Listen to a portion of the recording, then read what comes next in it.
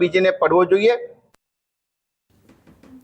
તો હવે આ તરફ આપણે આગળ વાત કરીએ તો સુરેન્દ્રનગર મહાનગરપાલિકા કચેરી ખાતે સ્થાનિક મહિલાઓએ પાણી મામલે રજૂઆત કરી છે। જણાવી દઈએ કે ફિરદોસ્ત સોસાયટીમાં આવેલા મહાનગરપાલિકાના પીએમ આવાસમાં પીવાના પાણી, ગટર, સ્ટ્રીટ લાઇટ સહિતની જે પ્રાથમિક સુવિધાઓ છે તેને લઈને હોબાળો કર્યો હતો। મહાનગરપાલિકા કચેરી ખાતે મહિલાઓએ એકત્ર થઈ રજૂઆત કરી હતી।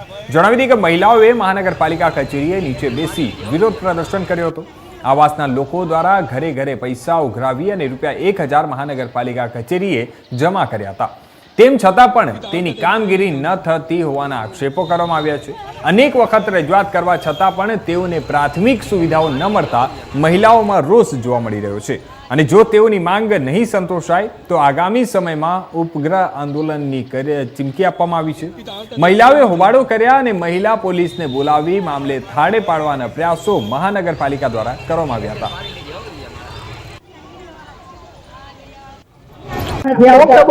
હુસેનાબેન રસુલભાઈ જા મિયાણા અમે ફિરદોસ 4 માળિયાથી આવ્યા છે। પાણીનો પ્રોબ્લેમ છે, પાણી પૂરું સબમાં ભરતા નથી। અવારનવાર અમે અહીંયા મહાનગરપાલિકાએ આવી છે, અમારી અરજી કોઈ સાંભળતું નથી।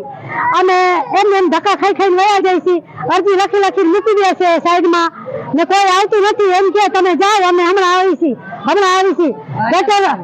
ગટર ભરેલી છે, કચરા લેવા નથી આવતા, કચરા વાળવા નથી આવતા, લાઈટું નથી, ચોરી કરવા વાળી ચોરી કરે, સંડાસ ભરેલા પડ્યા છે, ગટર સંડાસ અઠવાડિયું બંધ થઈ જાય।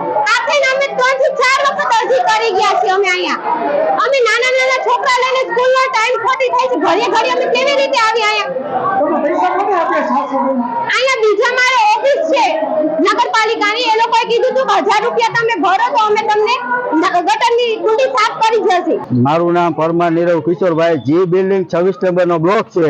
અમે અહીંયા જે દુનિયા રહેવા ગયા તે દુનિયા અમને કોઈ સગવડ મળી જ નથી એમ કહેવાય।